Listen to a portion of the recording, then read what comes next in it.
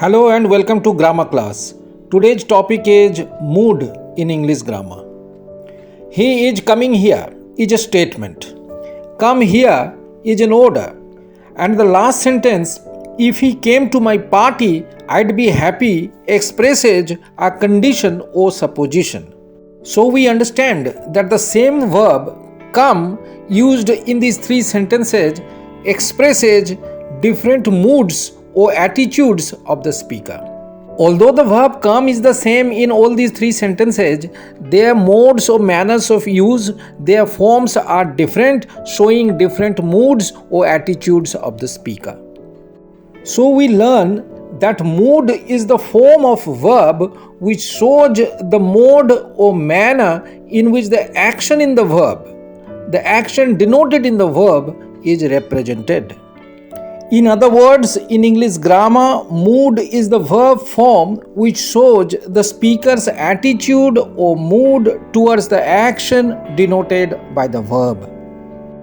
Alternatively, one can also say moods indicate the different manners or modes in which verbs are used to express the attitude of the speaker.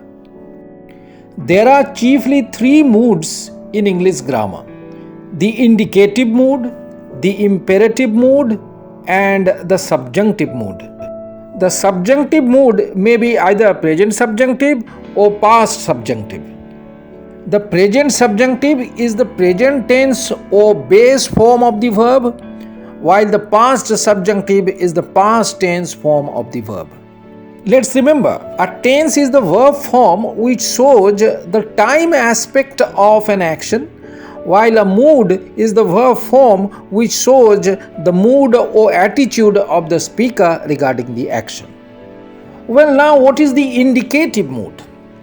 The indicative mood of a verb makes a statement of fact in assertive sentences. For example, the three assertive sentences on your screen make a statement each. So the verbs in these assertive sentences, pledge, do not like, and freezes, are said to be in the indicative mood. The indicative mood is also used to ask a question in interrogative sentences. In such a case, the indicative mood is also known as the interrogative mood. For example, in the interrogative sentence, where do you reside, the verb do reside is said to be in the indicative mood. Similarly, in the second sentence, the verb will attend is in the interrogative or indicative mood. Up next, we have the imperative mood. A verb in the imperative mood expresses an order, command, advice, request, prohibition, prayer, etc. in imperative sentences. The subject of a verb in the imperative mood is always the second person pronoun you. Now see some examples of verbs in the imperative mood. Speak the truth. Here the verb speak expresses an order by the speaker, hence it's in the imperative mood. Don't waste your time. There is advice here, so the verb don't waste is in the imperative mood. The third sentence expresses a request or entreaty, so the verb keep is in the imperative mood.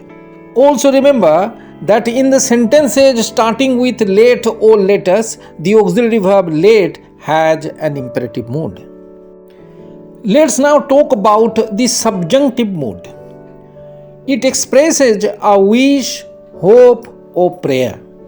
The optative sentence, may you live long, expresses a prayer. Hence the verb may live is in the subjunctive mood. In the second sentence, I wish he were alive, there is a wish. So the verb were is in the subjunctive mood. Note here that we are not using was after the third person singular pronoun he. In the subjunctive mood, we are using were. And in the last sentence, the verb blaze is in the subjunctive mood because it expresses a prayer. Furthermore, the subjunctive mood also denotes a purpose. For example, we eat that we may live. In this sentence, the verb may leave shows the purpose of our eating. So, here may leave is said to be in the subjunctive mood. And in the second sentence, the verb might survive shows the purpose of our prayer, hence it's in the past subjunctive mood. Another important function of the subjunctive mood is to express a supposition or condition in conditional sentences. Hence, in conditional sentences, the verb which expresses a condition or supposition is also said to be in conditional mood. Now see some examples of conditional sentences in which the verbs are in the subjunctive or conditional mood. In the first sentence here, the verb may expresses a condition which is not a fact or unrealistic. So it's in the subjunctive mood. And would ask expresses a hypothetical outcome. So it's also in the subjunctive mood. In the second sentence also, the verb were shows a supposition or condition which is unrealistic or unlikely to be fulfilled. Hence, it's in the past subjunctive mood.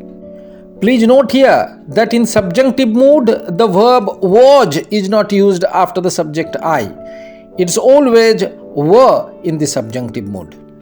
In the last sentence, the verb had made expresses a condition or supposition of the past time which was unfulfilled. Hence, the verb had made is said to be in the past subjunctive mood. In short, we understand that if a conditional sentence starts with if, then the verb in the if clause expresses a supposition or condition, hence it's said to be in the subjunctive mood. Now let's see some more examples of verbs in the subjunctive mood. After as if and as though, the verb will always be in the subjunctive mood. However, the verb were is used in the subjunctive mood instead of was. After the expression its time, the verb revolted is in the past subjunctive mood. So we understand that after the expression its time, a past subjunctive is used. After the use of the verb suggest in the main clause, the verb be in the noun clause is in the subjunctive mood. Similarly, if the main clause has the verb insist in the noun clause, the verb apologize is in the subjunctive mood. See here, the subjunctive verb apologize is the base form of the verb even after the third person singular pronoun he. After the conjunction lest, the verb fall is in the subjunctive mood. After the phrase would rather, the verb traveled is in the past subjunctive mood. Actually, the sentence I would rather you traveled by car means I would prefer you to travel by car. Let's remember, in subjunctive mood, we have to use the verb be as be and all other verbs in their first or base form and not s, es or ies form. Also remember that if the main clause of a complex sentence has verbs like suggest, recommend, insist, propose, move, demand, etc., then in the subordinate noun clause, the verb will be in the subjunctive mood. And as you know, in the subjunctive mood, the base form of the verb is always used and not the s or es form. For example, in the sentence on your screen, the verb resign is in the subjunctive mood. Let's now talk about some exceptions. When a supposition is assumed as a fact or truth, the verb is said to be in the indicative mood, even if the sentence starts with if. For example, in the sentence, if he is the culprit, he should be punished. Here we assume that he is the culprit, so the verb is in the indicative mood. Sometimes, in an imperative sentence also, the verb may be in the subjunctive mood.